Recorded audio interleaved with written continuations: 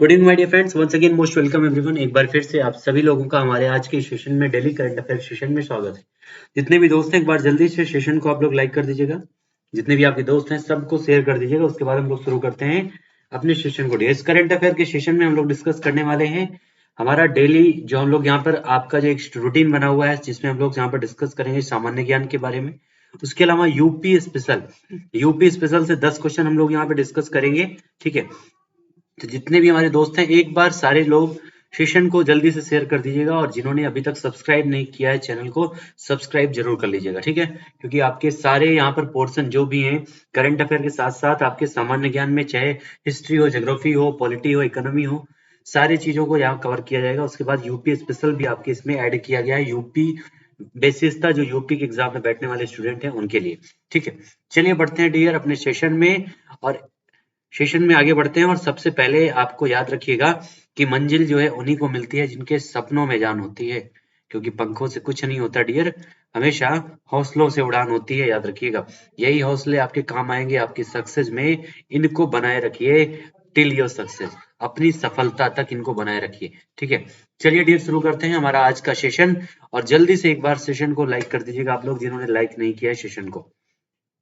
तो पहला क्वेश्चन आपके सामने है, फिनटेक इन्फिनिटी फोरम पर शॉर्ट लीडरशिप फोरम का उद्घाटन किसने किया है? शॉर्ट लीडरशिप फोरम का जो उद्घाटन है वो किसके द्वारा किया गया है? नरेंद्र मोदी के द्वारा, अमित शाह जी के द्वारा, आपके राजनाथ सिंह जी के द्वारा, और या फिर नितिन गडकरी के द्वारा। किसके द्वारा जो है आपका फिनटेक जो इन्फिनिटी फोरम है इस पर शॉर्ट लीडरशिप फोरम का उद्घाटन किया गया है, किसके द्वारा किया गया ये आपसे क्वेश्चन यहाँ पर पूछा गया है। ठीक है, तो इसका जो उद्घाटन है डियर हमारे देश के प्रधानमंत्री नरेंद्र मोदी जी के द्वारा किया गया है। हमारे देश के प्रधानमंत्री नरेंद्र मोदी जी के द्वारा इसका उद्घाटन किया गया है। इसके पहले जो है ये आपके गुजरात के मुख्यमंत्री भी रह चुके हैं और ये उनका एक शासनाध्यक्ष के रूप में कौन सा ईयर है डियर? तो याद रखिएगा 20वां वर्ष। ये 20वां वर्ष है नरेंद्र मोदी जी का एक शासनाध्यक्ष के रूप में, क्योंकि इसके पहले 13 वर्षों तक वो गुजरात के मुख्यमंत्री के पद पर भी रह चुके हैं। ये पॉइंट याद रखिएगा। ठीक है, ये भी पॉइंट याद रखिएगा कि गुजरात के मुख्यमंत्री रह चुके हैं। तो आंसर हमारा क्या हो जाएगा? आंसर ए हो जाएगा, नरेंद्र मोदी। अमित शाह जी क्या है? तो ये आपके होम मिनिस्टर हैं। राजनाथ सिंह जी रक्षा मंत्री हैं और नितिन गडकरी क्या है डियर? ये आपके हैं सड़क एवं परिवहन मंत्रालय के मंत्री हैं नितिन गडकरी जी। ठीक है, आंसर हो जाएगा फर्स्ट वाला नरेंद्र मोदी। चलिए क्वेश्चन नंबर सेकंड हमारा क्या है? राष्ट्रीय सशस्त्र सेना झंडा दिवस। राष्ट्रीय सशस्त्र सेना झंडा दिवस जो है आपका कब मनाया जाता है? ठीक है, राष्ट्रीय सशस्त्र सेना झंडा दिवस डियर कब मनाया जाता है? तो एक जल्दी से आंसर बताइएगा। 4 दिसंबर को, 7 दिसंबर को, 5 दिसंबर को या फिर 6 दिसंबर को? कब मनाया जाता है आपका राष्ट्रीय सशस्त्र सेना झंडा दिवस? ये आपका जो राष्ट्रीय सशस्त्र सेना झंडा दिवस है ये आपका मनाया जाता है डियर 7 दिसंबर को। कब मनाया जाता है? 7 दिसंबर को आपका राष्ट्रीय सशस्त्र सेना आपका झंडा दिवस मनाया जाता है, याद रखिएगा। ठीक है, कब? 7 दिसंबर को आपका मनाया जाता है ये आपका झंडा दिवस। आंसर क्या हो जाएगा? 7 ऑफ दिसंबर। 4 तारीख को क्या मनाया जाता है? एक बार कमेंट में आंसर करके बताइएगा। अभी हमने डिस्कस भी किया था आपका 4 दिसंबर को कौन सा दिवस मनाया जाता है? 4 दिसंबर को। ठीक है, एक बार कमेंट में आंसर जरूर बताइएगा। क्वेश्चन नंबर तीसरा हमारा क्या डियर? फिनटेक कंपनी किनारा कैपिटल। ये आपकी नाम याद रखिएगा, किनारा कैपिटल का अभी हाल ही में किसको जो है ब्रांड एम्बेसडर नियुक्त किया गया है। एक्चुअली ये कंपनी इंपॉर्टेंट नहीं है बल्कि जिसको बनाया गया है वो इंपॉर्टेंट है, इसलिए जो है इस कंपनी का भी नाम आपको याद होना जरूरी है। ठीक है, तो फिनटेक कंपनी जो आपकी है किनारा कैपिटल, इसका जो ब्रांड एम्बेसडर है वो किसे बनाया गया है? ब्रांड एम्बेसडर किसको बनाया गया डियर? तो वो है कौन है? विराट कोहली, रोहित शर्मा, रविंद्र जडेजा या फिर अश्विनी। किसको बनाया गया है? फिनटेक कंपनी किनारा कैपिटल का ब्रांड एम्बेसडर। तो इसको बनाया गया है रविंद्र जडेजा को। किसको डियर? रविंद्र जडेजा को ये बनाया गया है आपके जो किनारा कैपिटल है उसका ब्रांड एम्बेसडर बनाया गया है रविंद्र जडेजा, सर रविंद्र जडेजा को। अश्विनी जो है ये अभी हाल ही में भारत की तरफ से जो है ये तीसरे सबसे ज्यादा विकेट लेने वाले बॉलर बन गए हैं आर अश्विनी। और आपके लगातार ये 4 बार, कितनी बार डियर? 4 बार जो है एक वर्ष में, यानी सालाना जो है 4 बार जो है 50 से ज्यादा विकेट लेने वाले खिलाड़ी भी पहले भारतीय बन गए हैं, याद रखिएगा। यानी 4 ऐसे वर्ष इनके जो है कार्यकाल में इनके गेंदबाजी में रहे हैं, 4 वर्षों में इन्होंने लगभग 50-50 विकेट लिया है अश्विनी ने। ठीक है, रोहित शर्मा जी ये क्या है, ये T20 टीम के कैप्टन बनाए गए हैं और इस्तीफा किसने दिया है, विराट कोहली ने T20 भारतीय क्रिकेट टीम के T20 से इस्तीफा दे दिया है, कप्तानी से विराट कोहली ने। ठीक है, तो आंसर यहाँ पर हमारा क्या हो जाएगा डियर, रविंद्र जडेजा। नेक्स्ट हमारा क्वेश्चन नंबर क्या है, क्वेश्चन 4 नंबर हमारा, किसके द्वारा जेनेसिस इंटरनेशनल का डिजिटल ट्विन प्लेटफॉर्म लॉन्च किया गया है, यानी किसके द्वारा जो है genesis international twin platform launch किया गया डिजिटली, तो किसके द्वारा लॉन्च किया गया, जल्दी से आंसर आप लोग बताइएगा। राजीव कुमार के द्वारा, नरेंद्र मोदी जी के द्वारा, नितिन गडकरी या फिर अमिताभ कांत के द्वारा, किसके द्वारा जो है इसको लॉन्च किया गया है आपका, कौन सा, जेनेसिस इंटरनेशनल का डिजिटल ट्विन प्लेटफॉर्म। ठीक है, तो ये आपका लॉन्च किया गया डियर किसके द्वारा, अमिताभ कांत के द्वारा। अमिताभ कांत हैं कौन, तो याद रखिएगा ये आपके जो नीति आयोग है उसके सीईओ हैं। कौन, इस नीति आयोग के जो सीईओ हैं डियर, उन्हीं का नाम है अमिताभ कांत, और उन्हीं के द्वारा लॉन्च किया गया है आपका ये जेनेसिस इंटरनेशनल का digital twin platform. Rajiv Kumar कौन है, तो ये नीति आयोग के अध्यक्ष हैं, उपाध्यक्ष हैं, और अध्यक्ष कौन है, नरेंद्र मोदी जी। ठीक है, नरेंद्र मोदी जी जो भी प्रधानमंत्री होता है जिस समय, वो नीति आयोग का अध्यक्ष होगा, इसको याद रखिएगा। ठीक है, तो ये तीनों आपके पोस्ट हैं नीति आयोग के, राजीव कुमार, नरेंद्र मोदी जी अध्यक्ष हैं, और अमिताभ कांत कहाँ हैं, यहाँ पर क्या है, सीईओ हैं आपके नीति आयोग के। ठीक है, चलिए क्वेश्चन नंबर हमारा नेक्स्ट क्या है डियर, कि किस प्रदेश में नर्मदा शिल्प को जो है पुनर्जीवित करने के लिए एक पायलट प्रोजेक्ट चलाया जा रहा है, कौन से राज्य में, कौन से राज्य में नर्मदा जो शिल्प है इसको पुनर्जीवित करने का प्रयास किया जा रहा है, और उत्तर प्रदेश में, जम्मू कश्मीर, मध्य प्रदेश या फिर बिहार में।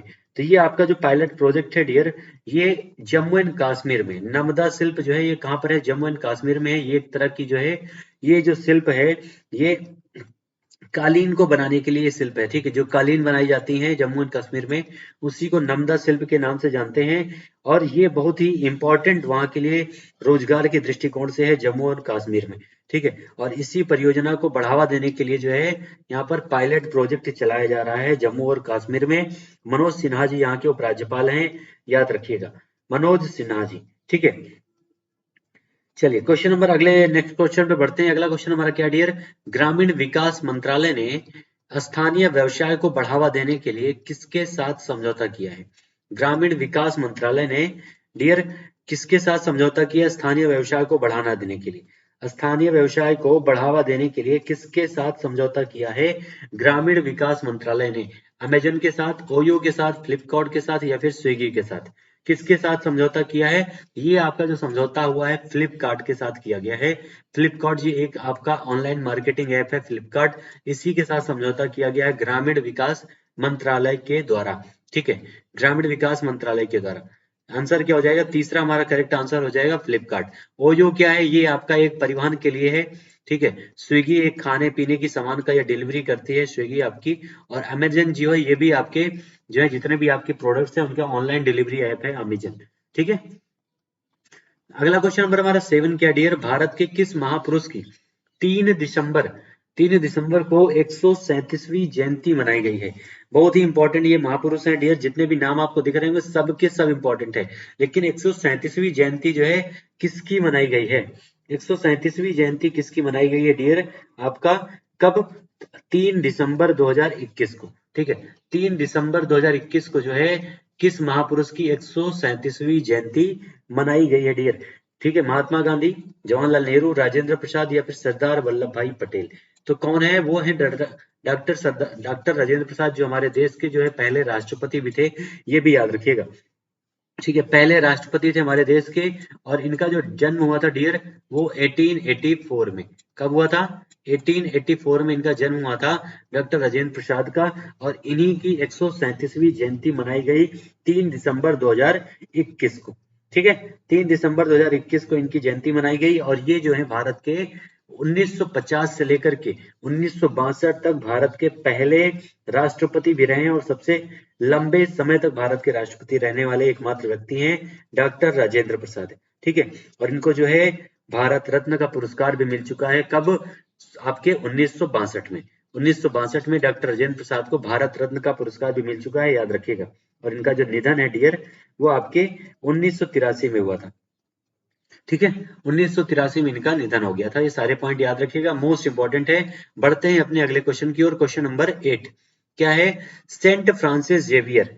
नाम याद रखिएगा क्या है? Saint Francis Xavier. अभी इसका जो है feast, Saint Francis Xavier feast जो है कहाँ मनाया गया है? सेंट फ्रांसिस जेवियर फीस्ट कहाँ पर मनाया गया है आपका?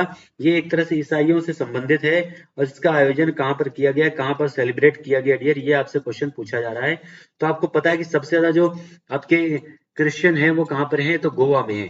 और ये आपका जो सेंट फ्रांसिस जेवियर फीस्ट है ये भी सेलिब्रेट कहाँ पर किया गया है? तो इसका जो सेलिब्रेशन है वो भी हुआ है गोवा में। ठीक है, गोवा में इसको जो है सेलिब्रेट किया गया है आपका सेंट फ्रांसिस जेवियर फीस्ट का सेलिब्रेशन। ठीक है, आंसर क्या हो जाएगा डियर हमारा? जो हमारे भारत का सबसे सबसे छोटा राज्य है गोवा, वहीं पर इसका आयोजन किया गया है गोवा में। ठीक है, गोवा में इसका आयोजन किया गया, याद रखिएगा। चलिए क्वेश्चन नंबर, हम नेक्स्ट क्वेश्चन की ओर आगे बढ़ते हैं डियर। क्वेश्चन नंबर 9 क्या है? केंद्र सरकार के द्वारा, जितने भी ये दोस्त हैं एक बार सेशन को आप लोग लाइक कर दीजिएगा, सेशन को शेयर कर दीजिएगा डियर। और याद रखिएगा जितने भी आपके टॉपिक होते हैं करंट अफेयर जनरल अवेयरनेस से संबंधित, उस सारे टॉपिक को इस सेशन में कवर किया जाएगा बहुत ही कम टाइम में, ज्यादा क्वेश्चन, और आपके लिए बहुत ही मूल्यवान ये सेशन होने वाला है, याद रखिएगा। जितने भी आपके दोस्त हैं सबको शेयर कीजिएगा ताकि वो सेशन में आपके साथ जुड़ सके और आपकी जो भी जिस भी आपके एग्जाम की तैयारी आप कर रहे हैं, जितने भी आपके वनडे एग्जाम की तैयारी कर रहे हैं, सारी चीजों को यहाँ पर कवर किया गया है। ठीक है, चलिए नेक्स्ट हमारा क्वेश्चन क्या डियर कि केंद्र सरकार के द्वारा वेतन दर सूचकांक के लिए जो आधार वर्ष निर्धारित किया गया है वो कौन सा आधार वर्ष निर्धारित किया गया है? ठीक है, कौन सा आधार वर्ष निर्धारित किया गया है वेतन जो आपका वेतन दर सूचकांक के लिए? तो वो आधार वर्ष कौन सा डियर? आपका 2016 संशोधित किया गया इसको अभी हाल ही में 2016 जो है इस आधार वर्ष को निर्धारित किया गया है वेतन दर सूचकांक के लिए। ठीक है, आंसर क्या हो जाएगा हमारा? 2016, 2016 हमारा आंसर हो जाएगा यहाँ पर करेक्ट। चलिए आंसर हो जाएगा तीसरा। नेक्स्ट हमारा क्वेश्चन क्या है? संसद की कौन सी समिति, संसद की कौन सी समिति जो है उसका अभी हाल ही में शताब्दी वर्ष मनाया जा रहा है? कौन सी समिति ऐसी है जिसका अभी हाल ही में शताब्दी वर्ष मनाया जा रहा है? लोक लेखा समिति, प्राक्कलन समिति, नियम समिति या कार्य मंत्रणा समिति? ठीक है, तो कौन सी समिति है डियर जिसका 100 वर्ष पूरा हो गया है? तो वो समिति है आपका लोक लेखा समिति। कौन सी? लोक लेखा समिति है जिसको 100 वर्ष पूरे कर लिए इसने। ठीक है, इसकी जो स्थापना डियर याद रखिएगा 1921 में हुई थी आपके लोक लेखा समिति। ठीक है, और इसे जो है भारत सरकार अधिनियम 1919 के तहत जो है, जो आपका मंटेगु चोम्स्फोर्ड सुधार भी इसको कहा जाता है, उसी के तहत इसको जो है लाया गया था, भारत शासन अधिनियम 1919 के अधिनियम के तहत। ठीक है, और इसे मॉन्टेगू सुधार भी कहा जाता है, याद रखिएगा। लोक लेखा समिति का गठन इसी में 1921 में किया गया था और इसका जो नियम है उसका वर्णन जो है आर्टिकल 308 308 में किया गया है, ये भी याद रखिएगा।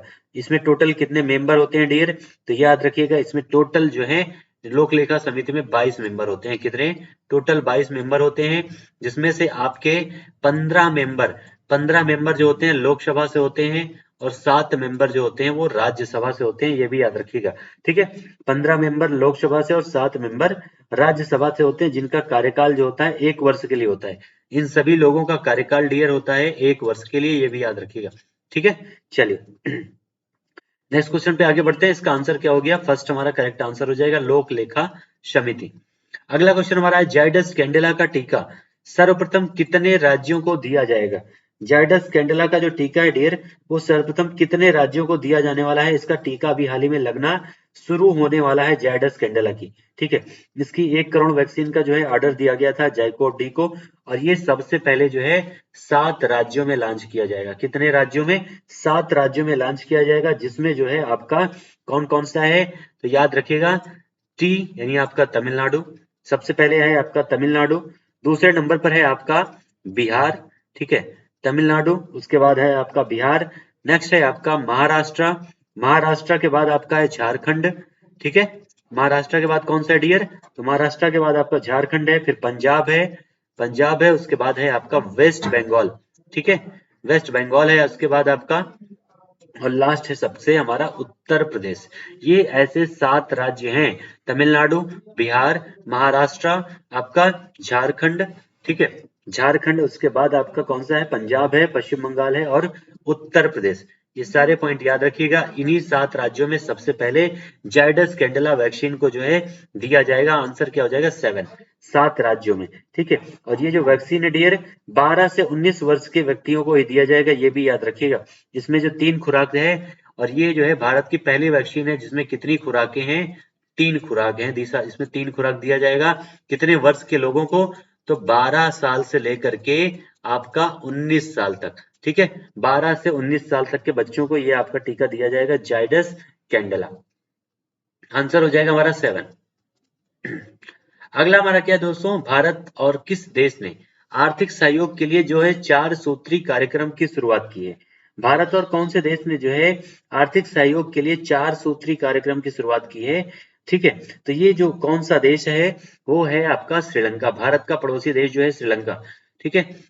अभी हाल ही में इक्वेरियन युद्धाभ्यास हुआ है भारत और मालदीव के बीच में, इसको भी याद रखिएगा। तो श्रीलंका के साथ जो है ये आपका 4 सूत्री कार्यक्रम की शुरुआत की गई, जिसमें आपका लाइन ऑफ क्रेडिट है, करेंसी स्वैप है, उसके अलावा आधुनिकीकरण जो परियोजनाएं हैं और भारतीय निवेश, ये 4 जो है सूत्री कार्यक्रम की शुरुआत इसमें किया गया है श्रीलंका के साथ में। ये वही देश है डियर जहां पर अभी हाल ही में उसी देश में जो है आपातकाल की घोषणा की गई थी, खाद्य आपातकाल की, खाने की, भोजन की कमी के कारण खाद्यान्न आपातकाल की घोषणा की गई थी यहाँ पर आपके श्रीलंका में, ठीक है। तो आंसर हो जाएगा हमारा 4 नंबर श्रीलंका। नेक्स्ट हमारा क्वेश्चन है हमार आपन बजट। नाम याद रखिएगा, बहुत इंटरेस्टिंग नाम है, हमार आपन बजट पोर्टल। ये जो है किस राज्य के द्वारा इसको लॉन्च किया गया है, हमार आपन बजट पोर्टल किस राज्य के द्वारा इसको लॉन्च किया गया है, छत्तीसगढ़, झारखंड, उत्तर प्रदेश या फिर बिहार के द्वारा, ठीक है। तो ये नाम बहुत इंटरेस्टिंग है, क्या नाम है, हमार आपन बजट पोर्टल किसके द्वारा लॉन्च किया गया है, तो ये लॉन्च किया गया डियर झारखंड के द्वारा। किसके, हेमंत सोरेन यहाँ के मुख्यमंत्री हैं और इन्हीं के द्वारा, झारखंड के द्वारा इसको लॉन्च किया गया है आपका हमार आपन बजट पोर्टल, ठीक है। तो आंसर क्या हो जाएगा, झारखंड, मुख्यमंत्री हेमंत सोरेन और कैपिटल हो जाएगी रांची, यानी महेंद्र सिंह धोनी वाली, ठीक है। चलिए, महेंद्र सिंह धोनी यहीं के हैं आपके रांची के। क्वेश्चन नंबर हमारा 14 क्या डियर, प्रदेश की 100%, 100% आबादी को जो है वैक्सीन देने वाला, यानी दोनों डोज वैक्सीन देने वाला, दोनों वैक्सीन देने वाला जो है पहला राज्य कौन सा बन गया है। एक वैक्सीन देने वाला सभी व्यक्तियों को भी वही राज्य था, ये भी याद रखिएगा। अगर आपको याद हो तो कमेंट में आंसर जरूर बताइएगा कि पहली वैक्सीन देने वाला, यानी एक डोज सभी को देने वाला, 100% उनकी पॉपुलेशन जो है सबको एक सिंगल डोज वैक्सीन देने वाला जो राज्य था, वो आपने क्या पढ़ा था, सेम आंसर वही का उसी का होने वाला है डियर। तो वो आंसर क्या हो जाएगा, हिमाचल प्रदेश, ठीक है। हिमाचल प्रदेश वो स्टेट है जिसने जो है अपने देश में, अपने राज्य में सभी लोगों को दोनों डोज वैक्सीन लगवा दिया है, ठीक है, हिमाचल प्रदेश। और ये उड़ीसा जो है, यहाँ पर वैक्सीन लगाने वाला भुवनेश्वर पहला शहर था जिसमें पूरी तरह से वैक्सीनेशन हुआ था, वो भी याद रखिएगा, ठीक है। आंसर क्या हो जाएगा डियर हमारा यहाँ पर, Himachal Pradesh, Himachal Pradesh will be the correct answer, ठीक है। चलिए, क्वेश्चन नंबर 15 हमारा क्या है, किस देश ने जो है क्या आपके 15 वर्ष के बाद डेविस कप 2021 जीत लिया है। कौन सा ऐसा देश है जिसने 15 वर्ष के बाद में डेविस कप 2021 जीता है, यानी इसके पहले उसने जो है 15 वर्ष के पहले, यानी आपका 2006 में इसके पहले उसने डेविस कप जीता था। वो कौन सा देश है, ये आपको कमेंट में आंसर बताना है। अमेरिका है, रूस है, ऑस्ट्रेलिया है या फिर न्यूजीलैंड है। तो वो देश कौन सा डियर, वो है आपका रशिया। आज जो है डेविस कप जीता है। और सबसे ज्यादा बार अगर बात की जाए तो डेविस कप जीतने वाला कौन है, अमेरिका है, दूसरे नंबर पर ऑस्ट्रेलिया है, फिर तीसरे नंबर पर आपका न्यूजीलैंड है, याद रखिएगा, ठीक है, न्यूजीलैंड है। आंसर यहाँ पर हो जाएगा हमारा रशिया। और यहाँ के प्रधानमंत्री भारत की अभी हाल ही में यात्रा पर आए थे 7 घंटे के लिए, ये भी याद रखिएगा। व्लादिमीर पुतिन यहाँ के राष्ट्रपति, ठीक है। तो आंसर क्या हो जाएगा, रशिया। क्वेश्चन नंबर 16 डियर हमारा क्या है, भारत का पहला stand alone metal debit card, stand alone metal debit card जो है किस बैंक के द्वारा लॉन्च किया गया है। Stand alone metal debit card किस बैंक के द्वारा लॉन्च किया गया है, IDFC first bank, RBI, PNB या फिर एसबीआई, किसके द्वारा लॉन्च किया गया है? आपका भारत का पहला, ये पॉइंट याद रखिएगा क्योंकि पहला बोल रहा है डियर, मोस्ट इंपॉर्टेंट आपका ये टॉपिक बनने वाला क्वेश्चन, ठीक है। Stand alone metal debit card किस बैंक के द्वारा लॉन्च किया गया? तो आईडीएफसी फर्स्ट बैंक के द्वारा। किसके द्वारा? आईडीएफसी फर्स्ट बैंक के द्वारा जो है आपका ये लॉन्च किया गया है, ठीक है। आपका स्टैंड अलोन मेटल जो है आपका, ठीक है, क्रेडिट कार्ड या फिर डेबिट कार्ड लॉन्च किया गया, इसको याद रखिएगा, ठीक है। आंसर हो जाएगा हमारा IDFC first bank. Next question पे आगे बढ़ते हैं डियर। अगला हमारा क्वेश्चन क्या है? Question number 17।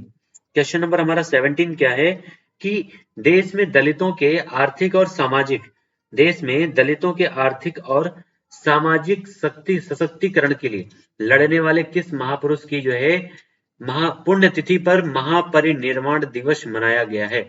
और इनकी जो पुण्यतिथि है डियर, ये भी याद रखिएगा कौन सी पुण्यतिथि है? तो ये 66वीं पुण्यतिथि थी, जिस भी महापुरुष की हम बात यहाँ पर कर रहे हैं, ठीक है। तो वो कौन है, किसकी पुण्यतिथि मनाई गई है, ये आपको कमेंट में आंसर बताना है डियर। कौन सी है, कौन सा महापुरुष है जिसकी पुण्यतिथि मनाई गई है, ठीक है।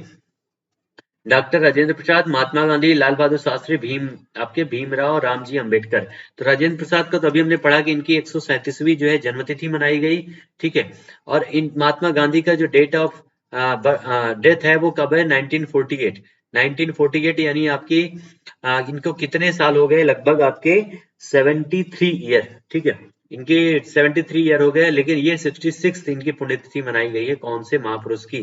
तो ये हैं आपके भीमराव रामजी अंबेडकर, ठीक है। भीमराव रामजी अंबेडकर इनका नाम है, याद रखिएगा, Bhimrao Ramji Ambedkar. Most important question है डियर, क्योंकि हमारे संविधान के बहुत ही प्रणेता थे आपके भीमराव अंबेडकर जी, ठीक है। संविधान का निर्माण इन्होंने किया था, याद रखिएगा। मोस्ट इंपोर्टेंट क्वेश्चन है आपका ये वाला, क्वेश्चन नंबर 17। आंसर हो जाएगा भीमराव रामजी अंबेडकर। इन्होंने बाद में बौद्ध धर्म को ग्रहण किया था, याद रखिएगा। चलिए क्वेश्चन नंबर 18 हमारा क्या है? गोल्डमैन सैक्स के अनुसार 2022 में भारत की जीडीपी जो है यानी ग्रॉस डोमेस्टिक प्रोडक्ट कितना रहने का अनुमान लगाया गया है? भारत की जीडीपी का कितना रहने का अनुमान लगाया गया है 2022 में? जल्दी से आंसर बताइएगा, कितना रहने का अनुमान लगाया गया डियर? तो वो है आपका 9.1%। कितना? ये सारी वैल्यूज आपके परसेंट में दी गई है, 9.1% हमारा वैल्यू हो जाएगा यहाँ पर, 9.1% गोल्डमैन सैक्स के अनुसार। किसके द्वारा? गोल्डमैन सैक्स के अनुसार ये आपका अनुमान लगाया गया है, ठीक है, गोल्डमैन सैक्स के अनुसार। चलिए नेक्स्ट हमारा क्वेश्चन है 19। एएमएस के सिप्रियन फोयस अवार्ड, सिप्रियन फोयस अवार्ड के लिए किसे चुना गया है? निखिल श्रीवास्तव, अमिताभ कांत, रजनीश कुमार, अलका उपाध्याय, ठीक है। तो किसको चुना गया डियर? ये आपके गणितज्ञ हैं निखिल श्रीवास्तव, इन्हीं को जो है सिप्रियन फोयस अवार्ड के लिए चुना गया है, सिप्रियन फोयस अवार्ड के लिए। अलका उपाध्याय कौन है डियर? तो हमने डिस्कस भी किया था, NHAI national highway authority of India की, इनको जो है अध्यक्ष बनाया गया है। किसको? आपके अलका उपाध्याय जी को बनाया गया है अध्यक्ष एनएचएआई का, ठीक है। एनएचएआई का अध्यक्ष इनको बनाया गया है, अलका उपाध्याय को। रजनीश कुमार कौन है? तो इनको जो है ओयो ने, ओयो जो आपका जो पर्यटन एक ऐप है, उसी के द्वारा जो है इनको रणनीतिक सलाहकार बनाया गया है। रजनीश कुमार को, पूर्व एसबीआई के गवर्नर थे आपके, ठीक है, रजनीश कुमार। उसके अलावा अमिताभ कांत कौन है डियर? तो ये आपके सीईओ हैं नीति आयोग के, ठीक है। आंसर हमारा हो जाएगा निखिल श्रीवास्तव। लास्ट क्वेश्चन है हमारे करंट अफेयर का, उसके बाद हम लोग पहुंचेंगे सामान्य ज्ञान में, ठीक है। पहली बार भारत और रूस के बीच में 2+2 वार्ता, कौन सी डियर? 2+2 वार्ता जो हो रही है, इसका जो सम्मेलन है, इसका आयोजन कहां पर किया गया है? ये आपसे क्वेश्चन पूछा जा रहा है, ठीक है। पहली बार जो भारत और किस देश के बीच में, तो ये आपका पहली बार ये भी पूछा जा सकता है, भारत और किस देश के बीच में 2+2 वार्ता पहली बार संपन्न हुई? तो आंसर हो जाएगा भारत और रूस के बीच में, ठीक है। इसके पहले भारत और अमेरिका और भारत और फ्रांस के बीच में 2+2 वार्ता होती है, लेकिन ये भारत और रूस के बीच में शुरू हुई है। इसका आयोजन कहां पर किया गया है? तो दिल्ली में किया गया डियर। कहां पर? दिल्ली में इसका आयोजन किया गया है, याद रखिएगा। आंसर हो जाएगा सेकंड यानी दिल्ली। और आपका हैदराबाद हाउस कहां पर है? वो दिल्ली में। यहाँ पर अगर हाउस आगे लग जाएगा तो वो भी आपका दिल्ली में है। कभी कंफ्यूजन कई बार होता है, क्योंकि ज्यादातर आपकी सरकारी बैठकें आपके इसी हैदराबाद हाउस में होती हैं, ठीक है, तो आंसर क्या हो जाएगा हमारा, Delhi will be the correct answer. अब आइए शुरू करते हैं डियर हमारा आज का सामान्य ज्ञान। और सबसे पहला आपका क्वेश्चन सामने है, एक बार जितने भी दोस्त हैं सेशन को आप लोग शेयर कर दीजिएगा और सेशन को एक बार लाइक जरूर कर दीजिएगा। जिन्होंने सब्सक्राइब नहीं किया सब्सक्राइब कर दीजिए चैनल को, ठीक है, और बेल आइकन दबा दीजिएगा ताकि सारे नोटिफिकेशन आपको आसानी से मिलते रहें। आइए शुरू करते हैं हमारा सेशन डियर। पहला क्वेश्चन आपके सामने है, इब्न बतूता की जो भारत यात्रा है, इब्न बतूता की भारत यात्रा किस शासक के काल में हुई थी? इब्न बतूता की भारत यात्रा, इब्न बतूता कौन था डियर? ये एक जो है लेखक था, दार्शनिक था, पर्यटक था। और इसकी जो भारत यात्रा है किस शासक के काल में हुई थी? ये हुआ था मोहम्मद बिन तुगलक। किसके समय में? मोहम्मद बिन तुगलक के समय में। ये भारत कब आया था? तो याद रखिएगा 1333 में, ठीक है, 1333 में इब्न बतूता जो है भारत आया था, याद रखिएगा 1333 में। और इसी की किताब का नाम है रेहला, ठीक है, इसकी किताब का नाम क्या है डियर? इसकी किताब का नाम है रेहला, याद रखिएगा इसी भी, ठीक है। मोहम्मद बिन तुगलक के समय में भारत आया था इब्न बतूता। और ये मोहम्मद बिन तुगलक कौन है? तुगलक वंश का एक बहुत ही महत्वपूर्ण शासक है जिसने अपने समय में कई सारे परिवर्तन और बेसिकली 4 बहुत ही असफल परिवर्तन किए थे। आपका मुद्रा परिवर्तन, कर में वृद्धि, खुरासान विजय, ठीक है, ये सारी योजनाएं बनाई गई थी मोहम्मद बिन तुगलक के द्वारा जो असफल रही थी। इसीलिए इसे जो है मूर्ख राजा भी कहते हैं, याद रखिएगा, सन की राजा, ठीक है। चलिए क्वेश्चन नंबर सेकंड पे बढ़ते हैं डियर। आपका खजुराहो का कंदरिया महादेव का मंदिर किसने बनवाया? जो खजुराहो का कंदरिया महादेव का मंदिर है, सबसे पहले ये जानिए कि ये है कहां पर। ये आपके एमपी में है डियर, कहां पर? मध्य प्रदेश में है आपका खजुराहो का कंदरिया मंदिर। और इसको किसने बनवाया था? तो ये चंदेल शासकों के द्वारा बनवाया गया था। किसके द्वारा? चंदेल शासकों के द्वारा आपका खजुराहो का कंदरिया महादेव का मंदिर बनवाया गया था, चंदेल शासकों के द्वारा, ठीक है। नेक्स्ट हमारा क्वेश्चन है, विदेश में पहली स्वतंत्र सरकार किसने स्थापित किया था? विदेश में पहली स्वतंत्र सरकार किसके द्वारा स्थापित की गई थी? तो वो है राजा महेंद्र प्रताप सिंह। इनके द्वारा जो है भारत में 1942 में ही पहली बार स्वतंत्र सरकार की स्थापना कर दी गई थी, राजा महेंद्र प्रताप सिंह के नेतृत्व में डियर, याद रखिएगा, ठीक है। आंसर क्या हो जाएगा? राजा महेंद्र प्रताप सिंह 1942 में। अगला क्वेश्चन है, बोकारो इस्पात संयंत्र कौन सा? बोकारो इस्पात संयंत्र जो है इसका निर्माण किस देश का सहयोग लिया गया है? इसके निर्माण में कौन से देश के सहयोग से इसका निर्माण किया गया है? बोकारो इस्पात संयंत्र का निर्माण तो ये किया गया है सोवियत संघ की सहायता से, सोवियत संघ रूस की सहायता से इसका निर्माण किया गया था बोकारो इस्पात संयंत्र का, ठीक है। अगला क्वेश्चन हमारा है, विश्व का चीनी का कटोरा किसे कहा जाता है? ये क्वेश्चन आपका ज्योग्राफी का है और ये इसमें विश्व के चीनी का कटोरा किसे कहा जाता है? तो ये कहा जाता है डियर क्यूबा को, ठीक है, क्यूबा को कहा जाता है विश्व का चीनी का कटोरा के नाम से। अगला क्वेश्चन हमारा पॉलिटी से है, नीति आयोग का उपाध्यक्ष किसके समकक्ष होता है? यानी नीति आयोग का जो उपाध्यक्ष होता है वो किसके समकक्ष माना जाता है? तो वो माना जाता है कैबिनेट मंत्री, कैबिनेट मंत्री के समकक्ष माना जाता है। मंत्री भी 3 प्रकार के होते हैं आपके, उसको याद रखिएगा, ठीक है। तो ये आपके किस कैबिनेट, किसके, कौन से मंत्री के? कैबिनेट मंत्री के समकक्ष होता है नीति आयोग का जो उपाध्यक्ष होता है। इस समय कौन है? कमेंट में आंसर बताइएगा, अभी हमने डिस्कस भी किया है, ठीक है। चलिए क्वेश्चन नंबर 7 क्या है, उद्योगों के विकास तथा औद्योगिकरण की रणनीति किस योजना का अंग थी? ठीक है, किस योजना, किस पंचवर्षीय योजना, सॉरी यहाँ पर लिख लीजिएगा, किस पंचवर्षीय योजना का अंग थी, ठीक है। ये आपका आपके इकोनॉमी का क्वेश्चन है, उद्योगों के विकास तथा औद्योगिकीकरण की रणनीति जो है किस पंचवर्षीय योजना का अंग थी? तो ये आपकी द्वितीय पंचवर्षीय योजना, कौन सी डियर? द्वितीय पंचवर्षीय योजना के बारे में इसमें फोकस किया गया था, किसके ऊपर? उद्योगों के ऊपर, औद्योगिकीकरण के ऊपर फोकस किया गया था आपके द्वितीय पंचवर्षीय योजना में, ठीक है। अगला हमारा क्वेश्चन क्या है, मानव शरीर में, बायोलॉजी से क्वेश्चन है, क्रोमोसोम की संख्या कितनी होती है? तो मानव शरीर में क्रोमोसोम की संख्या होती है डियर 46। कितनी होती है? 46 होती है क्रोमोसोम की संख्या। अगला क्वेश्चन है हमारा, मानव शरीर में पाचन का अधिकांश भाग किस अंग में होता है? किस अंग में संपन्न होता है पाचन का अधिकांश पार्ट हमारे बॉडी में? तो वो होता है छोटी आंत में, यानी स्मॉल इंटेस्टाइन में, ठीक है। स्मॉल इंटेस्टाइन, छोटी आंत में जो है हमारे बॉडी में सबसे अधिक पाचन होता है हमारे छोटी आंत में। नेक्स्ट हमारा क्वेश्चन नंबर 10 है, मलेरिया के टीके की खोज किसके द्वारा की गई थी? तो मलेरिया की जो टीका है डियर उसकी खोज की गई है जॉन साल्क के द्वारा।